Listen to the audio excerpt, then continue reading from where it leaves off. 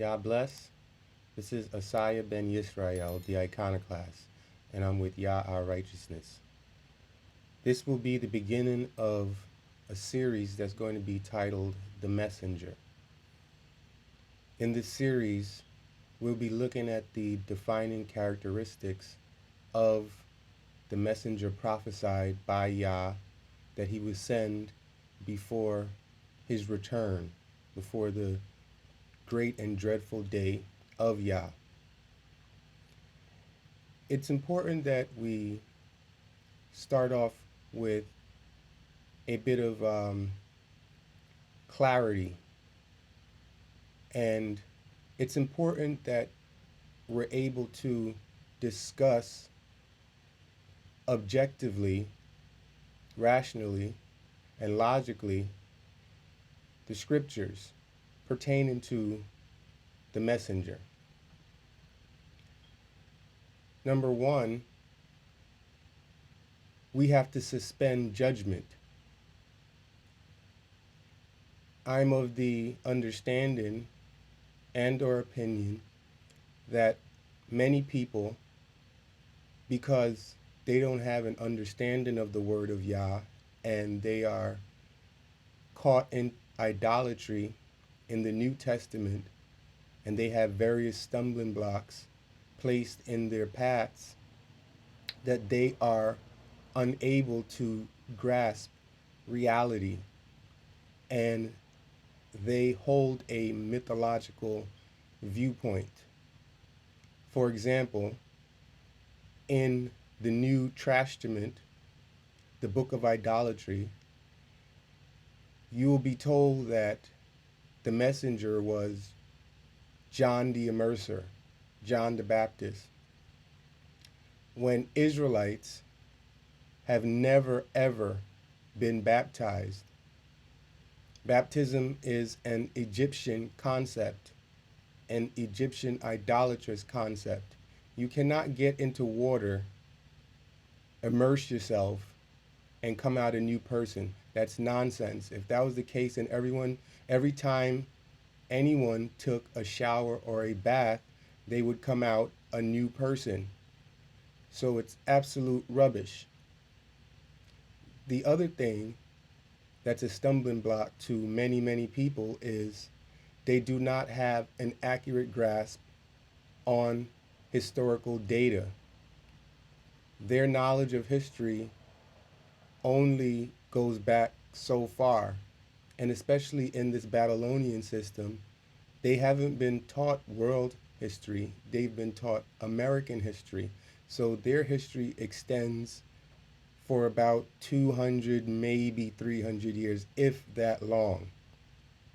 They have no knowledge of the empires of the Near East or the Middle East, the Mediterranean. They have no knowledge of the history of the nation of Israel. And they have no knowledge generally of any other world empire in the past other than this daughter of Babylon, the United States of America. So those things have to be suspended.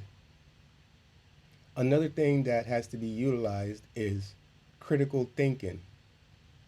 One must be able to critique and pick apart things that don't seem right. One cannot just read over a passage and hope to get the understanding instantaneously or without studying and doing their due diligence. One cannot read through a verse and not understand the definition of a word and hope to grasp what's being articulated or what's being said in that verse. So again, we must suspend judgment and we must proceed on with an open mind, receptive to illumination and the word of Yah in its proper perspective and in its proper context. So We're going to begin this portion of the series by going to Malachi Chapter 3, beginning at verse 1, in which Yah prophesies in his word about the messenger that he will send before his coming. We have the trusty timer, and we'll begin. Malachi 3, verse 1. Yah says, "Behold, I will send my messenger, and he shall prepare the way before me. And Yah, whom ye seek, shall suddenly come to his temple. Even the messenger of the covenant," right? So that's the same messenger of the covenant, "whom ye delight in, behold, he shall come, saith Yah of hosts." So let's break this down. Yah saying that he's going to send this messenger. This messenger is not a person that's coming of their own volition or of their own willpower. This messenger is being guided by the Spirit of Yah.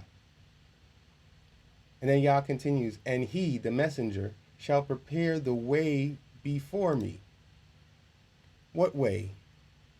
He's going to remove the stumbling blocks that have been set up, the various lies and insertions and false doctrines that have been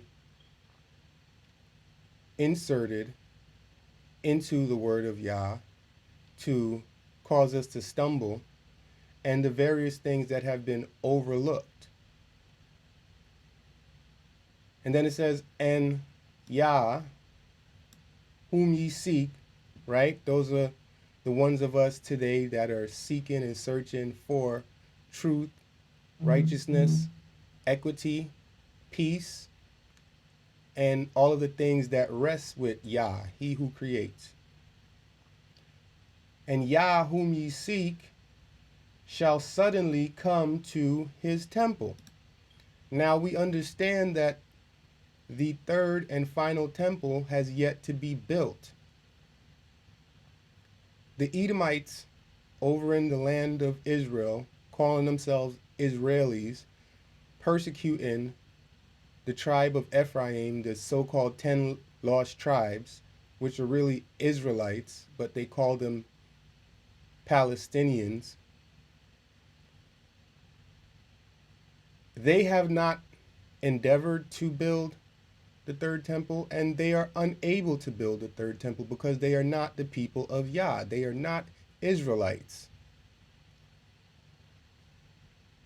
The people of Yah, the servants of Yah, when this truth is revealed that they have been perpetrating a fraud, when that comes to light and Yah judges them, then the true servants of Yah, the true Israelites, will return to the land of Israel, and we will demolish the houses of idolatry, all forms of idolatry in the land, the Dome of the Rock, the Alaska Mosque, the Church of the Holy Sepulchre, any and everything that is an idol, a devil, and a false strong one will be removed and obliterated from the land in order to prepare the way and to cleanse the land of its idolatry. Then it says, "Even the messenger of the covenant," right? So the messenger is also going to come to the temple. And it says he's the messenger of the covenant. What covenant? The covenant that Israel broke when they despised the oath and broke the covenant and went off into idolatry, wanting to be like all the other nations of the world around them. That's always been the problem with Israelites. We were created for a predefined and specific purpose, which is to serve Yah of hosts, our Creator, up close and minister to him, and to bring the light, the law, to the world.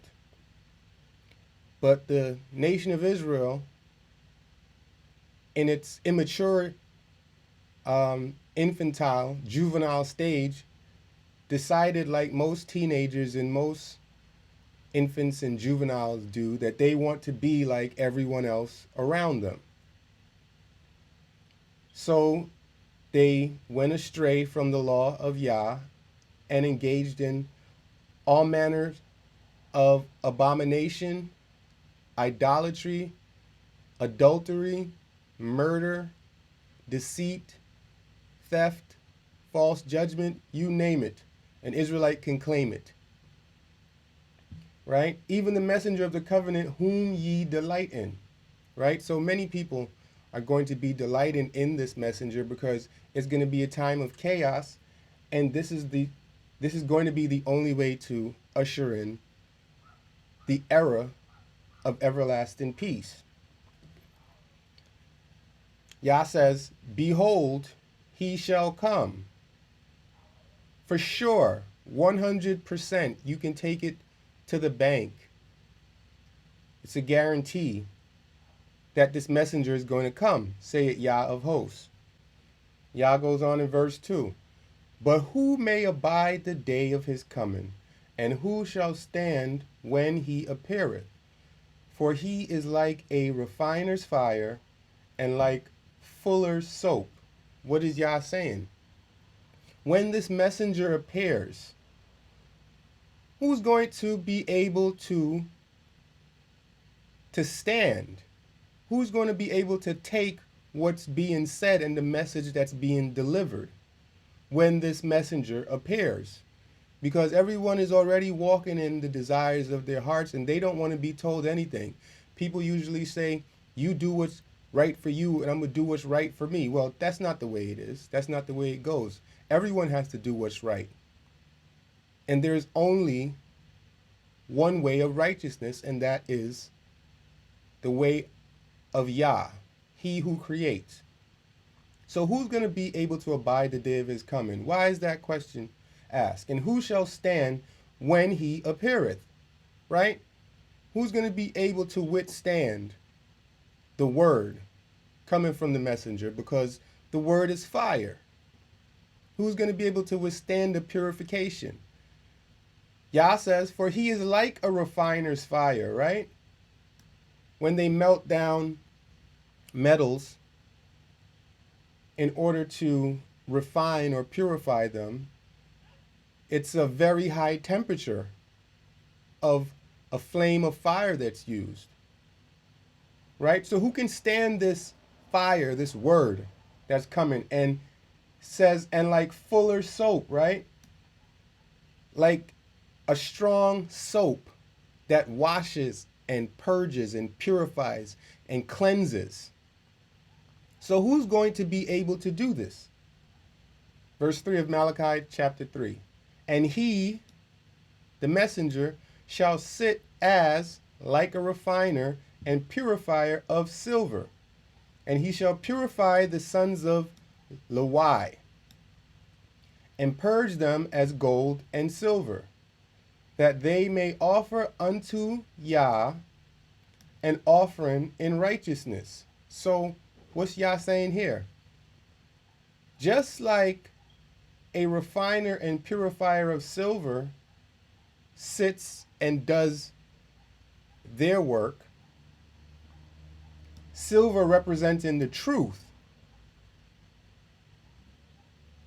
that's the same way that this messenger is going to sit and refine and purify. And he's going to purify the sons of Lewi, because the sons of Lewi, the scattered sons of Lewi, are wearing dirty garments, which is false doctrines, and covered in filth and abomination. They do various things like eat unclean foods, such as chicken and turkey and lobster and shrimp. They're eating honey that comes from bees when the bee is an unclean creature. So therefore, the product of the bee, which is honey, is also unclean. And it says that he's going to purge them as gold and as silver. When you get a chance, take a look at a YouTube video of how gold and silver is purged. Why? Because the Lawais are the ones that minister in the temple of Yah. They are the priests. They are the ones that bear the vessels of Yah. So they need to be purged and cleansed so that they can, what does it say? Offer unto Yah an offering in righteousness. That's the reason for the purification and the refining and the purging of not only the sons of Lewi, but also the whole nation of Israel. But in particular, it's talking about these priests that bear the vessels of Yah. Next verse, verse 4. Yah says, then shall the offering of Yahudah and Jerusalem be pleasant unto Yah, as in the days of old and as in former years. Because once they've been purified, once they've acclimated themselves to the law, once they return back to Yah from their sin, from their shame, from their exile and their punishment, then they'll be able to offer an offering that will be pleasant unto Yah, just like in the days of old before the nation was exiled and placed in captivity in the four corners of the earth. And Yah says in verse 5, and I will come near to you in judgment, and I will be a swift witness against the sorcerers and against the adulterers and against false swearers and against those that oppress the hireling in his wages, the widow and the fatherless, and that turn aside the stranger from his right and fear not me, saith Yah of hosts. So when this takes place, when the sons of Lewi are purged, purified, and refined, and also the other tribes of Israel, Yah is going to come near. His temple will have been built. And he's going to come near. He's going to come into the temple. And he says that at that time, he's going to be a swift witness against the sorcerers, those that practice magic and use drugs and do all sorts of black magic, the occult, and against the adulterers, those women that step out on their husbands and the husbands that sleep with other men's wives, and against false swearers, those that take the name of Yah in vain and do not carry out what they have sworn to do, and practice and utilize deceit, and against those that oppress the hireling in his wages, the ones that, for example, over here in the daughter of Babylon, they hire day laborers and then they don't want to pay them their just dues, what was agreed upon. For example, a Donald Trump who will hire foreigners, mainly Hispanics, to work in his buildings and then complain at the end of their work that he doesn't like it and refuse to pay them. The ones that oppress the hireling in his wages. The widow, right? The ones that oppress the widow because they don't have a man or a husband. And the fatherless, the ones that take advantage of children because they don't have a father. And that turn aside the stranger from his right. Right? Those that oppress the immigrant or the foreigner in the land. And fear not me, saith Yah of hosts. So Yah is planning on setting righteousness in the earth at the time of this messenger. Time has run out. This has been the Iconoclast, Asaya ben Yisrael. with Yah Righteousness. This has been part 1 of the series The Messenger. Stay tuned for part 2, where we will be delving more into the prophecies of the messenger, the characteristics of the messenger, and the duty and job description of the messenger.